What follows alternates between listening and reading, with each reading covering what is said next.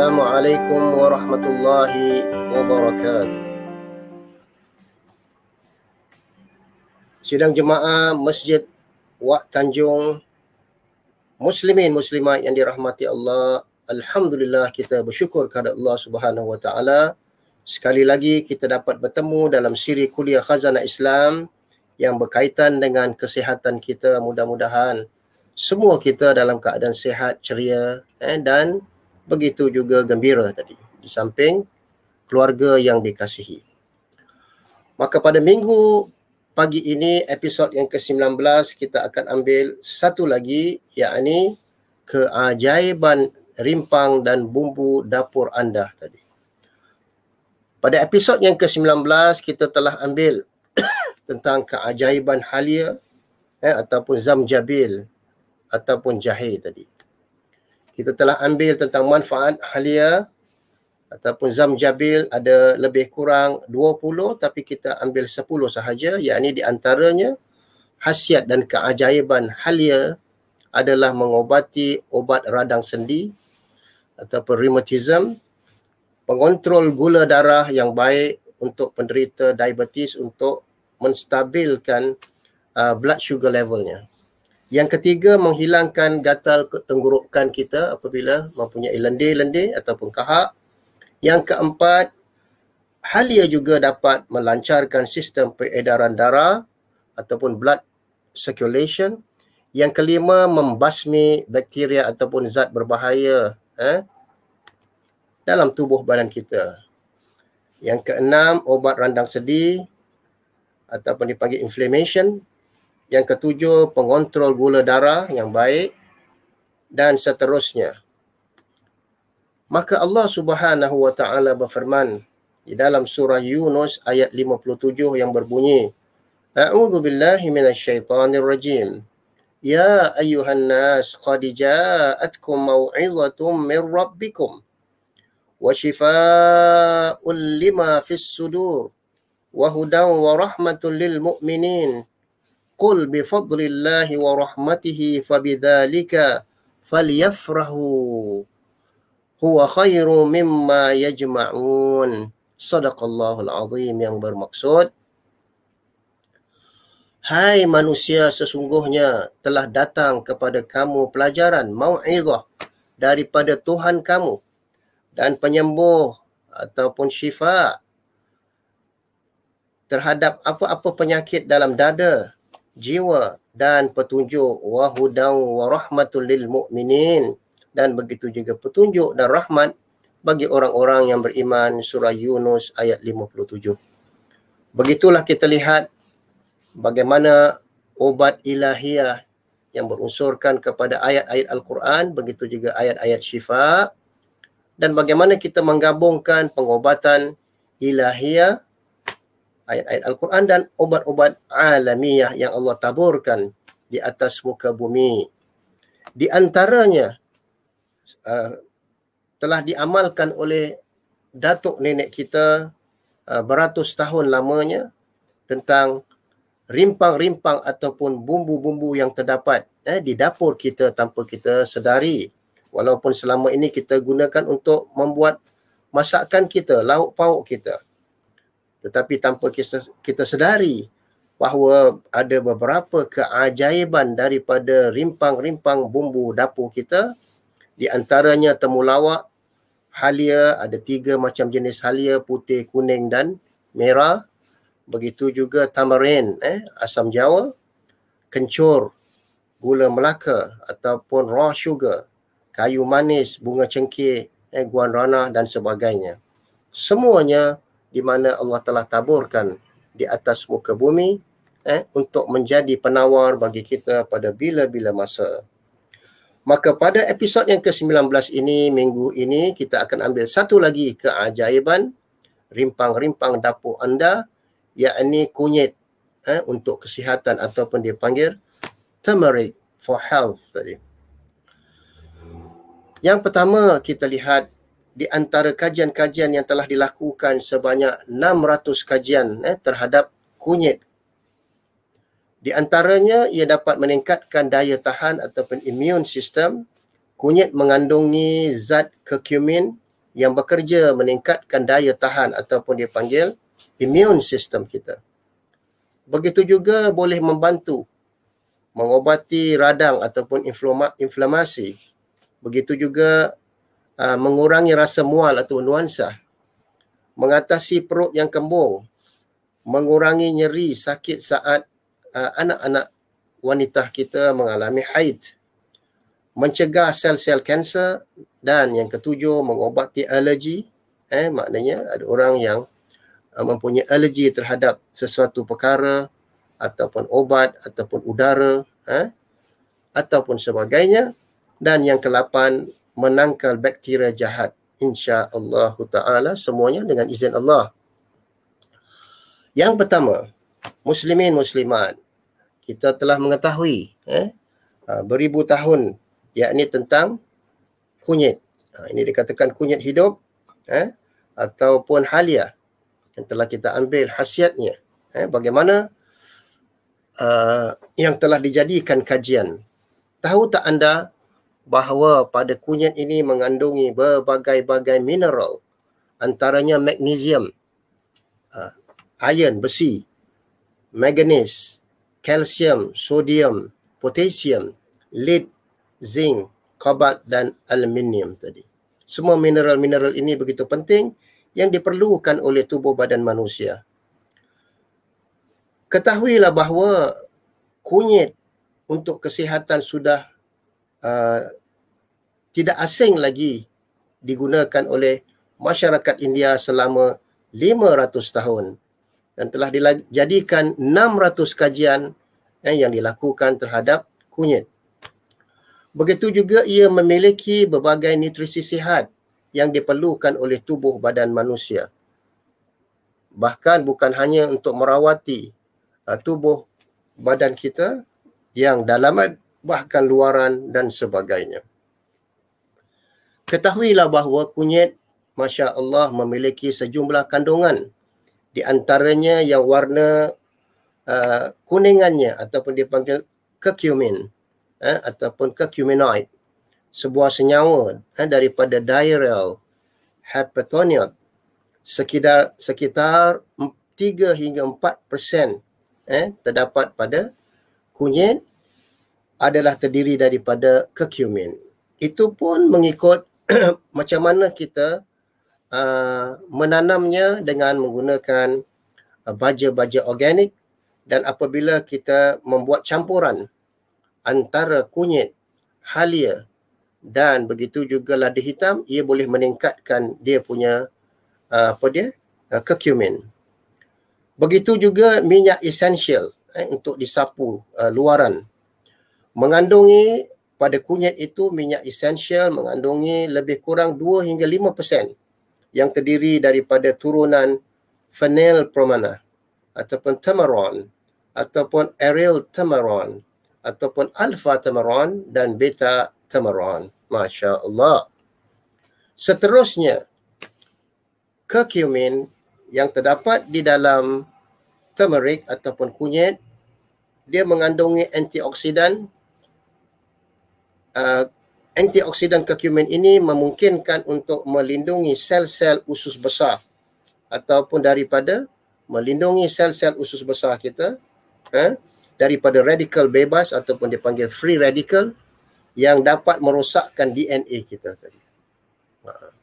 Jadi proses ini sangat bermanfaat khususnya pada kolon kita ataupun usus besar yang mana pergantian sel cukup pesat yang terjadi kira-kira setiap 3 hari, yang mana sel-sel terdapat di dalam tubuh badan kita senantiasa berubah begitu cepat dan lebih kurang berjuta-juta, hampir 500 bilion sel yang mati setiap hari yang memerlukan kepada makanan yang seimbang untuk memperbarui sel-sel yang baru.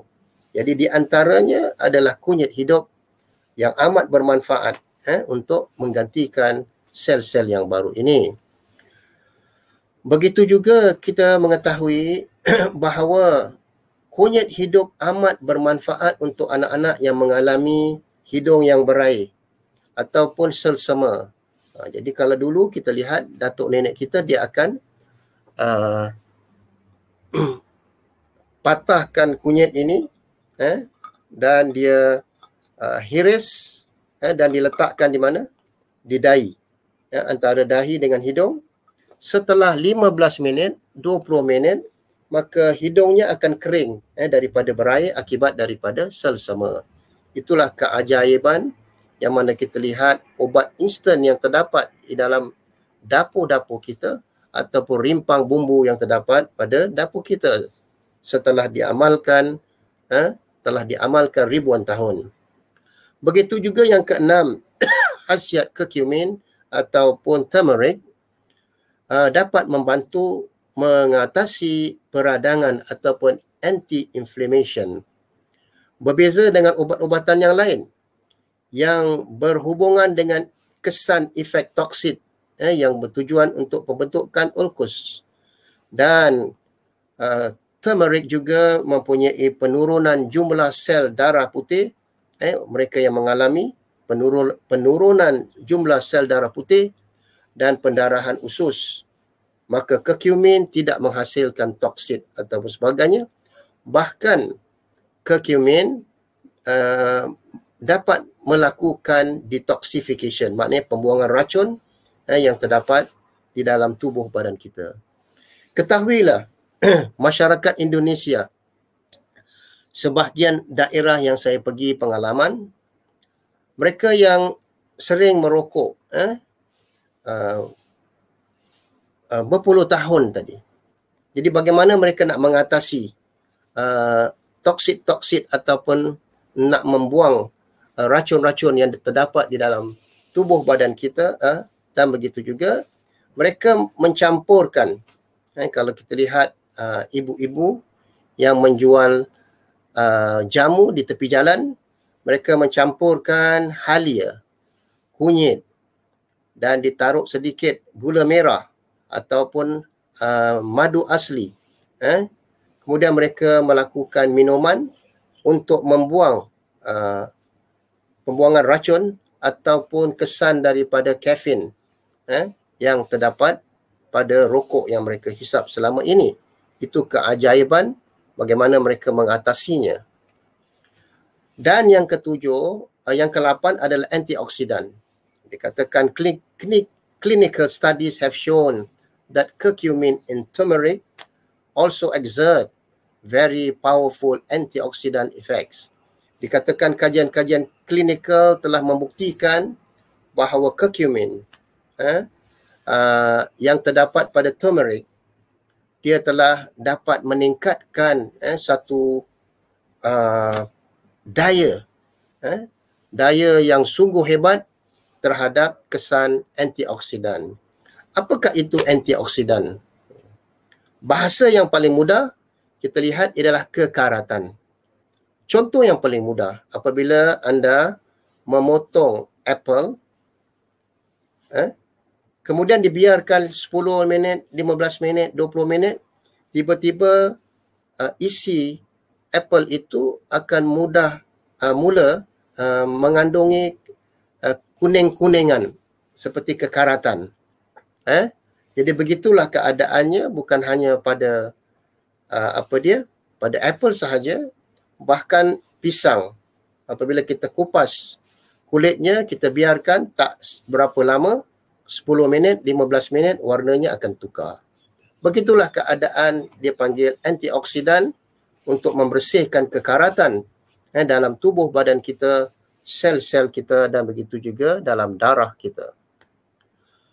Maka begitu juga kajian telah membuktikan bahawa turmeric yang terdapat, curcumin yang terdapat dalam kunyit itu, dia mempunyai satu keajaiban obat penahan rasa sakit. Ingat tak anda? Dahulunya nenek kita apabila nak tindik anak-anak gadis kita, sebelum dicocoknya jarum kedua belah telinganya, lebih dahulu jarum itu dicampurkan dengan kunyit dan kedua telinga yang bawah ni dia momoh sapu dengan kunyit. tanpa kita sedari ia seolah-olah seperti obat pelali ataupun bius. Jadi apabila mereka cocok telinganya untuk tindik, maka bayi-bayi itu tidak merasakan sakit tadi. Jadi itulah keajaiban kunyit mempunyai obat penahan rasa sakit. Begitu juga mereka yang kadang-kala di tengah-tengah malam, mereka mengalami apa yang dimaksudkan dengan sakit gigi, tiba-tiba perahan ataupun hirisan kunyit hidup itu dicampur sedikit dengan garam gunung, dibuat komo-komo. Tak seberapa lama, 10 minit, 15 minit, ia dapat memberi daya tahan daripada sakit gigi ataupun apa-apa sahaja penyakit. Itulah kita lihat keajaiban kunyit mempunyai daya tahan sakit. Begitu juga kita lihat yang ketujuh, detoxification. Apa makna detoxification? Yakni pembuangan racun. Bertahun-tahun kita makan macam-macam makanan. Begitu juga obat-obatan. Ubat-ubat yang mengandungi synthetic drugs dan sebagainya. Tanpa kita sedari bahawa di dalam tubuh badan kita mempunyai racun-racun yang perlu kita buang. Jadi itulah di antaranya curcumin dalam kunyit itu dikatakan boleh menetraliskan free radical. Boleh mengimbangkan radikal bebas. Dan begitu juga dikatakan chemicals that can be in the body and cause damage to healthy cells and cell membranes. Begitu juga chemical synthetic drugs yang kita makan selama ini, di dalam tubuh badan kita, ia boleh merosakkan kesihatan sel-sel kita dan begitu juga cell membranes. Jadi bagaimana untuk pembuangan racun itu ialah dengan mengamalkan minum kunyit, jus kunyit dan dicampur sedikit black pepper ataupun dia panggil lada hitam. Nanti saya akan terangkan bagaimana cara untuk kita membuat jus kunyit dicampurkan dengan lada hitam dan dicampur dengan madu asli. This is important in many diseases. Ini adalah penting dalam kebanyakan penyakit-penyakit. Salah satunya adalah arthritis. Maknanya mengalami sendi-sendi tulang yang sudah lemah ataupun sakit. Di mana dikatakan radical bebas atau free radical are the causes painful joint inflammation and damage to the joint. Jadi di antaranya yang menyebabkan arthritis ataupun sakit-sakit pada sendi-sendi kita kerana berlakunya peradangan yang merosakkan sendi-sendi tulang kita. Maka di antaranya yang boleh merawatnya adalah kita mengamalkan jus kunyit dan dicampur sedikit dengan lada hitam, serbuk lada hitam. Contoh yang paling mudah, kalau sekiranya kita menggunakan satu sudu kecil, serbuk kunyit, kita hanya ambil 2-3 cobetan daripada lada hitam, kita campurkan dan kita kacau dengan air panas.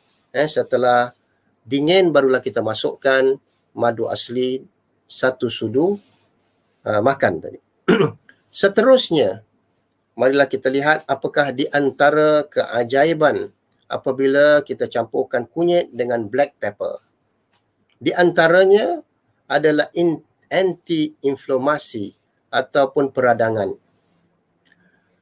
Kandungan minyak volatile dalam kunyit telah menunjukkan keajaibannya, aktifnya dalam anti-inflamasi ataupun peradangan yang hebat dalam berbagai model eksperimental dan penelitian telah membuktikan.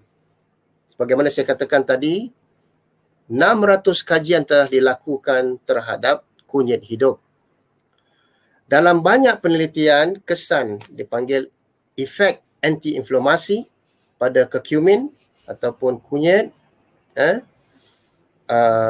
curcumin yang terdapat pada turmeric ataupun kunyit, ini telah terbukti sebanding dengan obat hydrocortisone dan sebagai zat anti-inflamasi seperti Motrin tadi. Jadi seolah-olah dia mengandungi drugs ataupun yang asli, jenis drugs yang asli terdapat pada curcumin. Masya Allah. Maka bolehlah kita mengamalkannya, tapi namun dengan cara aturan yang betul. Yang kedua, kajian juga telah membuktikan bahawa kunyit ini mengandungi stabilizer. Apabila kita campurkan kunyit dengan dia panggil apa, lada hitam, ia dapat membantu untuk menstabilkan blood sugar level kita ataupun kadar gula dalam tubuh badan kita, dan dapat membantu penderita diabetes mengendalikan agar darahnya tadi ataupun gulanya seimbang.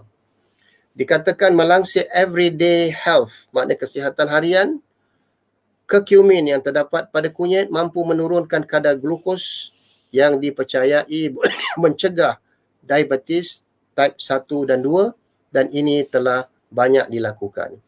Ingat, sekali lagi, ia adalah mencegah.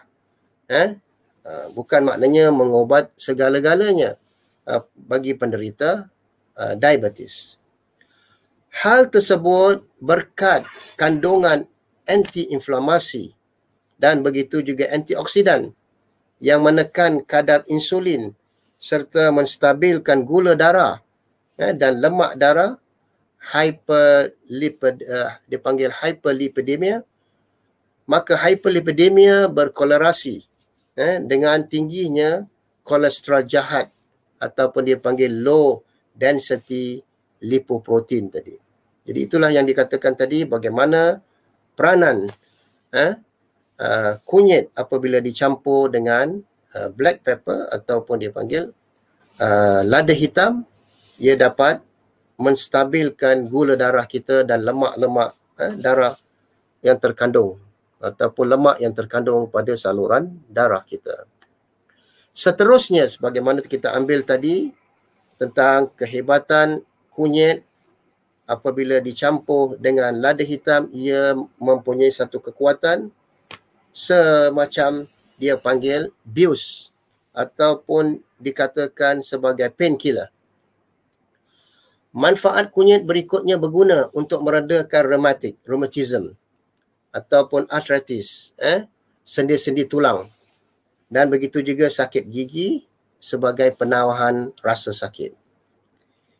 Ini kerana sifat analgesik kunyit yang dapat menurunkan tekanan darah pada bahagian linu di dalam tubuh badan manusia, oleh kerana saking kuatnya kunyit putih yang disebut sebagai tanaman obat yang dapat mengalahkan khasiat aspirin ataupun Panadol sebagai painkiller tadi. Jadi di sana perlu dah kita ketahui, di sana ada 3 macam jenis kunyit. Ada dipanggil kunyit putih, dan begitu juga kunyit hitam, dan begitu juga kunyit merah. Jadi itulah di antara khasiatnya. Kita lihat betapa hebatnya ciptaan Allah ini, kunyit sebagai painkiller ataupun penahan sakit. Sebagaimana tadi saya dah berikan contoh bagaimana orang-orang dahulu tadi, dia apabila nak tindik anak-anak mereka, diletakkan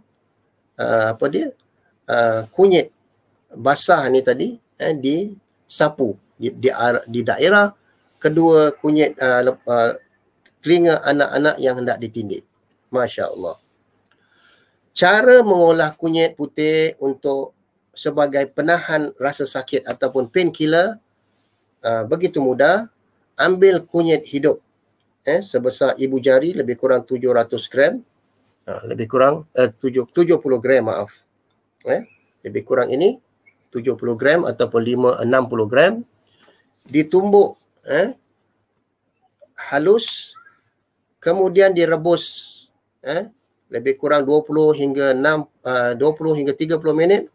Kemudian dibiarkan sejuk dan dimasukkan sedikit lada hitam dan 1 sudu teh madu asli setelah air rebusan kunyit itu sejuk. Tidak hanya itu sahaja, sari daripada kunyit itu dapat digunakan untuk mengobati pesakit asma yang mengandungi asma ataupun masalah saluran pernafasannya. Ini telah terbukti. Begitu juga kandungan-kandungan kunyit terbukti banyak dapat meredakan radang ataupun dipanggil inflamasi yang membuat saluran pernafasan menjadi sempit. Jadi dengan kita mengamalkan jus air kunyit dicampur sedikit 2-3 cubitan daripada lada hitam, dan kita membuat jus untuk minuman satu hari 2 kali. Pagi sekali, petang sekali. Nanti akan saya terangkan bagaimana caranya untuk kita membuat jus kunyit, campuran sedikit halia. Seterusnya, kunyit juga dapat membantu tentang kekebalan tubuh badan kita ataupun dipanggil immune system. Curcumin yang kuning-kuningan itu dapat meningkatkan fungsi ataupun mineral kuningan pada kunyit, dapat meningkatkan fungsi sistem kekebalan tubuh badan kita insya-Allah dan melindungi tubuh badan kita daripada penyakit dan begitu juga sel-sel yang rosak akibat daripada radikal bebas atau free radical dan mengurangi stres ataupun antioksidatif.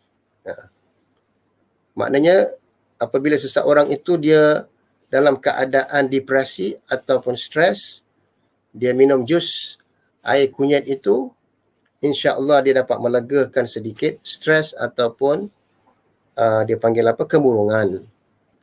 Para peneliti telah melakukan banyak percubaan pada potensi kunyit sebagai pengobatan komplementari pada pesakit kanser tadi. Ia sebagai obat komplementari ataupun dipanggil alternatif terhadap mereka yang mengalami kanser, yang baru kena kanser tadi.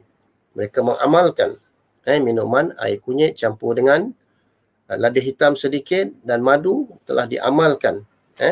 Selama 6 bulan terbukti ia dapat mematikan sel-sel kanser yang jahat. Yang kelima, tuan-tuan muslimin, muslimat yang dirahmati Allah, kunyit juga boleh dijadikan obat alergi. Ada orang dia ada alergik terhadap sesuatu. Maka manfaat kunyit untuk kesihatan berikut adalah sebagai obat alergi ataupun anti-alergik. Curcumin, kuning-kuningan yang terdapat pada kunyit itu berfungsi sebagai senyawa dalam anti-alergik. Senyawa tersebut mampu membantu kita menghilangkan rasa gatal pada tubuh badan kita. Boleh dilumuh apabila serbuk kunyit itu dicampur dengan minyak zaitun. Kalau terdapat dipanggil eczema ataupun gatal-gatal pada kulit-kulit, disapu daripada tubuh badan, insya-Allah dibiarkan lebih kurang antara 40 minit dan 1 jam, maka segala kegatalan ataupun gatal-gatal pada tubuh badan kita akan lega. Ini telah terbukti oleh sahabat-sahabat kita daripada India, bagaimana digunakan kunyit dicampurkan dengan minyak zaitun untuk kecantikan wajah mereka, dan begitu juga menjaga kesihatan kulit mereka daripada penyakit gatal ataupun eczema tadi. Zat histamin yang kelebihan protein lainnya membuat reaksi alergik muncul pada permukaan. Selain daripada itu, yang seterusnya, senyawa tersebut bekerja sebagai antihistamin. Antihistamin ini dapat menghambat aktivitas protein berlebihan yang menyebabkan radang ataupun inflamasi, dan juga dapat mencegah lepasnya zat histamin, insya-Allah taala. Begitu juga mereka yang mengalami sakit perut ataupun perut mengalami akibat daripada makan yang berlebihan, bagaimana cara dia nak detoxification ataupun pembuangan racun yang terdapat pada perut kita. Begitu juga mereka mengamalkan jus kunyit dan halia campuran dengan madu asli tadi. Ini telah terbukti. Kalau kita lihat ubat-ubat yang dijual oleh ibu-ibu yang menjual jamu di tepi jalan, ataupun mereka membuat satu teh, dia panggil teh bandrik. Teh bandrik ini adalah campuran halia dan begitu juga kunyit dan gula merah ataupun madu asli tadi. Seterusnya, yang keenam, kunyit juga dapat mencegah risiko penyakit jantung akibat daripada sumbatan saluran darahnya. Banyak kajian telah menunjukkan bahawa curcumin, kuningan yang terdapat pada kunyit dapat meningkatkan fungsi endotelial ataupun kesihatan lapisan membran dalam jantung kita ataupun dia panggil saluran darah arteri tadi. Yang keenam, seterusnya, bagaimana tadi kita katakan bahawa khasiat kunyit dapat mencegah risiko penyakit jantung ataupun akibat proses penuaan. Kajian-kajian telah membuktikan bagaimana hebatnya kunyit ataupun curcumin yang terdapat pada kunyit. Dia dapat meningkatkan fungsi endotelial ataupun kesihatan lapisan membran dalam jantung dan pembuluh darah kita. Seterusnya, yang ketujuh, khasiat kunyit ataupun kunyit asli yang dicampur dengan sedikit lada hitam merupakan antioksidan alami. Antioksidan alami, kandungan aktif curcumin itu merupakan antioksidan alami dan zat anti-inflammation yang membantu meningkatkan resisten, maknanya daya tahan sel terhadap kerosakan-kerosakan dalam tubuh badan kita. Sebab tadi kita katakan antioksidan itu secara natural kerana tubuh badan kita ini mengalami kekaratan ataupun banyaknya racun-racun terdapat di dalam tubuh badan kita. Jadi infeksi kerana peradangan ataupun memperlambatkan proses penuaan, bahkan mencegah beberapa penyakit degeneratif.